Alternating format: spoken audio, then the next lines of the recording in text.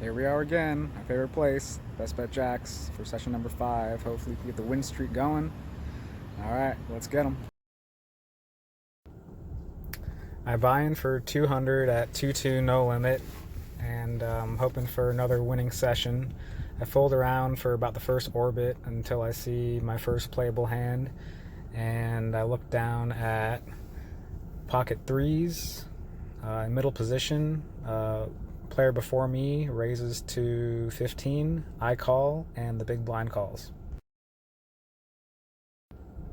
The flop's 5-9 jack, everybody checks. The turn is a 10, and it checks around again. The river is a 4, and the raiser leads out, and everybody folds. A couple orbits later, I open 8-9 suited to 8. Then the big blind makes it 25, and he has about 100 behind in his stack. I decide to call. The flop is ace 8-5, and he checks, and I check it back. And then the turn is a 9. He leads out for 25. I put them all in, and he calls pretty quickly. And he shows ace king, and I hit 2-pair on the turn and took this nice pot down.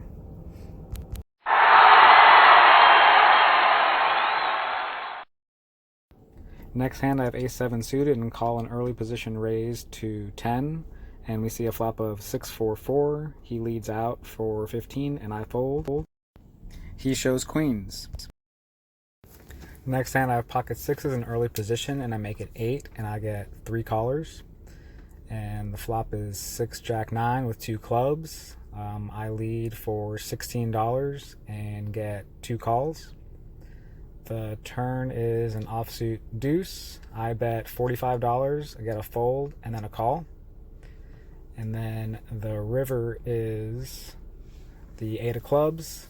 The villain checks and I check back, and she shows that she rivered a flush. So I don't think I was ever getting her off that hand.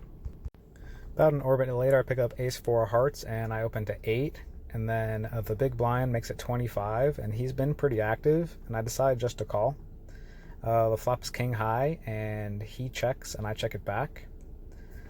Then the turn comes out a 9, and he leads for 30, and I fold. I feel like with this hand, I really wanted to mix in some 4-betting, and I probably should have done that with this one. Next hand, I pick up ace-queen about another orbit later, and I open to 6 from under the gun. I got a few calls, and then the big blind makes it 15. Now my first thought was to 4-bet this hand, but this woman's been playing pretty tight, so I decided just to call instead of the other players.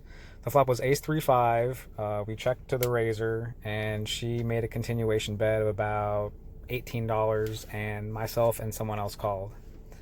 The turn completed the flush, and everybody checked around this time. So I was thinking my hand's good. The next card was a 10.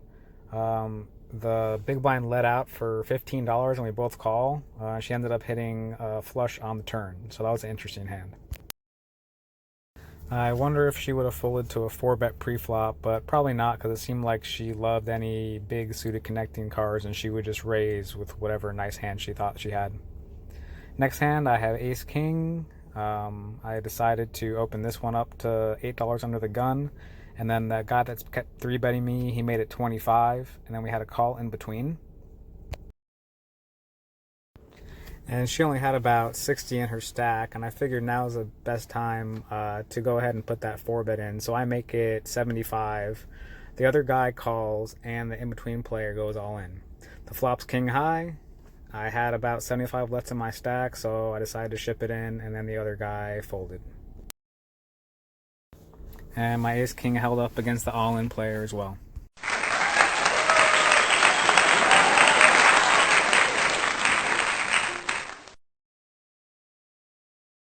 Now the very next hand, the same player who 3-bet me before makes it 12, and I call in the big blind with 9-8 suited.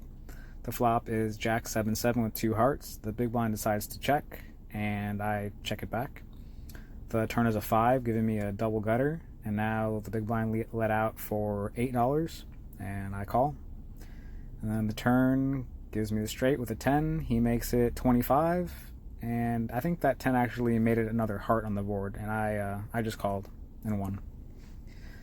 Next hand, I had ace jack suited in the small blind, and I called a $12 raise. And I think we're going 5-handed to the flop. The flop's queen, jack 4, and the guy that has been 3-betting me leads out for 18. We have a middle position player call, and I call as well. Next card is an 8. I check. The same guy bets, and then we both fold, and he was nice enough to show a queen. So after this 3-hour session, the streak has been broken. I ended up losing about $94. I bought in for $300, cashed out for $206. I feel like I played okay this session. Just lost a couple unlucky hands, and some hands I could have 4-bet. So, maybe we'll mix that in next session. Thanks for watching. Another thing I was thinking about this session, something that I wanted to do but didn't, I wanted to change tables because my table seemed above average. It seemed most everyone knew what they were doing. There was no real weak spots, and just looking around the room, there are definitely some below average looking tables. So next session I'll definitely be more mindful of what table I could play at and maximize my time there. All right, thanks for watching, guys. Till next time.